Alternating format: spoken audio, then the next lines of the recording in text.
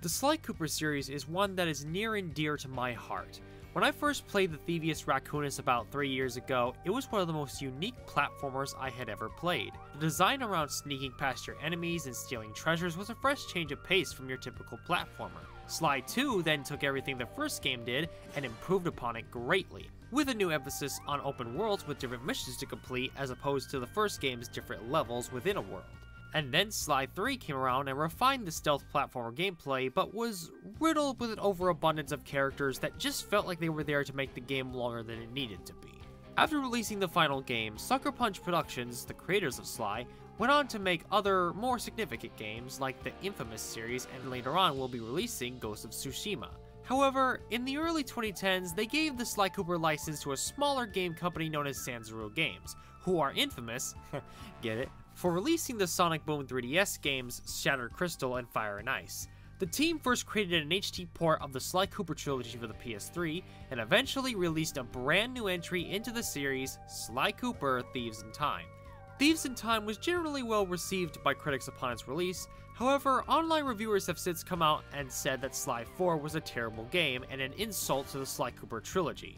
Kinda like what happened to The Legend of Zelda Skyward Sword now that I'm thinking about it. So what's my stance on this game, you may ask? Well, let's find out. With that said, I'm the Super Gamer, and this is Sly Cooper Thieves in Time.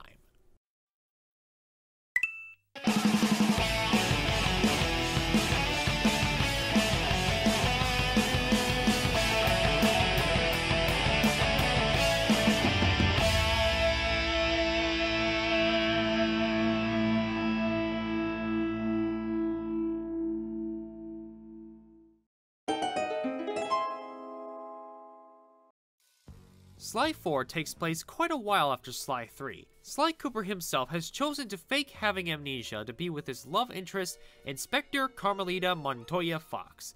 Meanwhile, Bentley and Murray are off doing their usual activities, i.e. Murray's destruction derby career, and Bentley's invention creating with his girlfriend Penelope from Sly 3. When all of a sudden, Bentley reads the Thieves Raccoonus, the Book of the Coopers, and finds that Cooper history is mysteriously erasing itself. With no time to lose, Bentley brings both Sly and Murray back together to use Bentley's new invention, a time machine, to travel back to the past to prevent Sly's family from being wiped from history. All while in the process, Carmelita finds out Sly's fake amnesia and, through a wild turn of events, ends up stuck with the Cooper gang in the past. Story-wise, I know a lot of people really can't stand the story because of how much it, in quotes, ruins the trilogy story, but personally, I don't see it.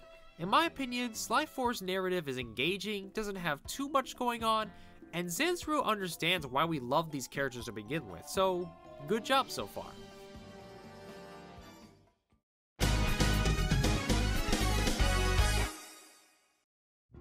Okay, all I need to show you is one screenshot from this game, and you can see why I think this game looks absolutely gorgeous. The cell shading in the Sly series reaches its peak in Sly 4, thanks to the much better graphical power of the PS3. Honestly, when it comes to visuals, I have no issues with it whatsoever. It's simply fantastic. You know what else is fantastic? The animation. The one thing I think most people could agree on is that Sly 4 has the best animation in the series. The new, fully animated cutscenes are a nice touch, whether they're 2D or 3D. Also, the in-game animation is just so smooth and full of life. It actually looks like it's running at 60 frames a second, even though it's still just 30. But that just goes to show how polished this game truly is. Nothing feels half-baked here, it all looks just so beautiful. And of course, since we're traveling through time here, the art direction for each of the time periods is spot on. Man, apparently my favorite PlayStation platformers graphically are always the time traveling ones. Go figure. And finally, the cast for this game is spot on, with not only the original 3 for the Sly Gang returning, but also spot on performances by Steve Bloom, Yuri Lowenthal, and my boy, Nolan North. Seriously, Nolan North is awesome, guys. I can't help it.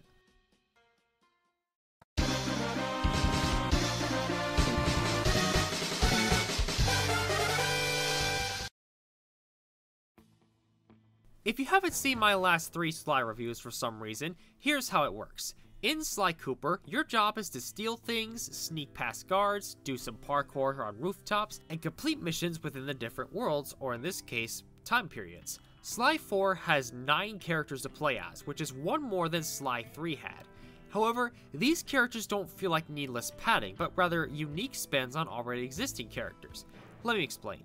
First, we have our main man, Sly. Sly can perform thief moves to get around the area, use a paraglider to fly through the air, and put on several disguises that each come with their own unique abilities. You'll be playing as Sly for about 50% of the game, which is good because of how much fun he is to play as, especially with the many upgrades you can buy with the coins you collect through ThiefNet, a website which would never exist in real life, but a nice way of buying upgrades nonetheless. Next up, we have Bentley, who can use his many inventions to get the job done, like his many bombs, darts, remote-controlled car, and he can hack different devices by playing several different mini-games. Murray is the brawn of the group, being able to pick up enemies without breaking a sweat and having the highest attack power of the group, even though he is the second least played character in the game. The first least played character being Inspector Fox, seeing as how she only has a few missions in the whole game. However, with her shock pistol, she plays just like a third-person shooter, is fun to play as, and does at least get her own boss fight later on in the game, so she doesn't feel pointless, despite how little you play her. And finally, the rest of the characters are actually Sly's ancestors. They all play basically the same as Sly, except depending on the time period, they'll have a unique or stronger move that Sly does not have, whether they be a long jump or their cane also being a gun. See, Sly 3? This is how you have multiple characters in a platformer. Make them fun to play and not feel situational or pointless. Ooh, and also, clue bottles are back from Sly 2, and I can't be happier about it. Now, I didn't collect them all for this review. Because of how well hidden they are, I wouldn't have the time for it. But I will still do them in my spare time, so don't worry about that. And oh? What's this? The boss fights are actual boss fights with patterns? And not just hit the guy over and over until they fall over? They are! Sly 4 has undoubtedly the best boss fights in the entire series because of how challenging and unique they are. Sorry, classic Sly fans, but Sly 4 just has the better bosses, at least in my opinion. Really, the only thing I even have a bit of an issue with is that the load times can be a little too long. But then again, these load times are usually far and few between. With that said, let's finally talk about why all of this is happening in the first place. Ah, spoiler alert!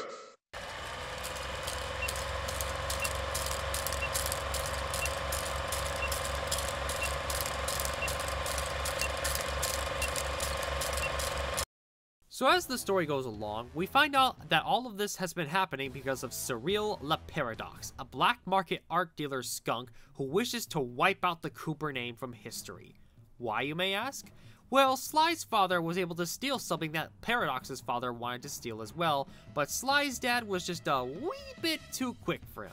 So, as a revenge, Paradox wanted to make his family line the greatest thieves in history by stealing the Cooper canes and creating fake documents of a royal lineage. And how was all of this possible? None other than Bentley's girlfriend, Penelope. Yes, Penelope showed Paradox the time machine they had been working on to make it so that the Coopers never existed. All just to have Bentley alter herself so they could become economical and scientific tyrants.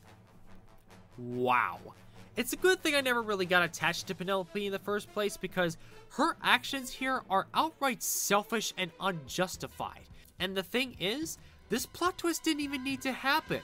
They could have just easily made it so that she was forced to do it against her own will or something, but they chose to make Penelope into the biggest self-centered jerk in this entire game. But if I'm being honest, as infuriating as this twist is, at least it makes sense why she'd want to do it. Plus, it explains how the Paradox is able to time travel in the first place. Now, that doesn't make it justified, because it's not, but at least it makes sense. Still, screw you, Penelope. Once the Cooper gang catches up to Paradox, and we have one last reunion of all the Coopers from the past, at least featured in this game, we have one last encounter with Paradox via a sword fight. Sly is able to get the drop on Paradox, but Paradox takes Sly's parachute and flies away, while Sly ends up getting lost in time through a hole in the space-time continuum. Thankfully, Paradox is locked into solitary confinement, but Sly is nowhere to be seen. That is, unless you completed the game 100%, in which case you'll see a cutscene where Sly wakes up in the hot desert of Egypt with no way to get home. And frankly, we'll never see him return home because we have yet to see Sly 5 even announced. But overall, I know this is going to upset a lot of Sly Cooper fans, but Sly Cooper Thieves in Time is my personal favorite Sly game in the series. Yes, I'm dead serious. The gameplay is as refined as ever, the presentation as a whole is absolutely incredible, and in the end, it's just simply an amazing entry in the series. It takes everything I loved about the last 3 games, removes all the crap, and turns it into one of my favorite games on the PS3, as well as one of my favorite games ever. And I'm going to give it a 5 out of 5. With that said, that cliffhanger ending will never be addressed. Ever. Dang, now I know how Half-Life fans feel. But I won't make the same mistake. Until then, I'm the Super Gamer, and the next time we meet, we'll be talking about one last game. And the game that made me see what video games could really be.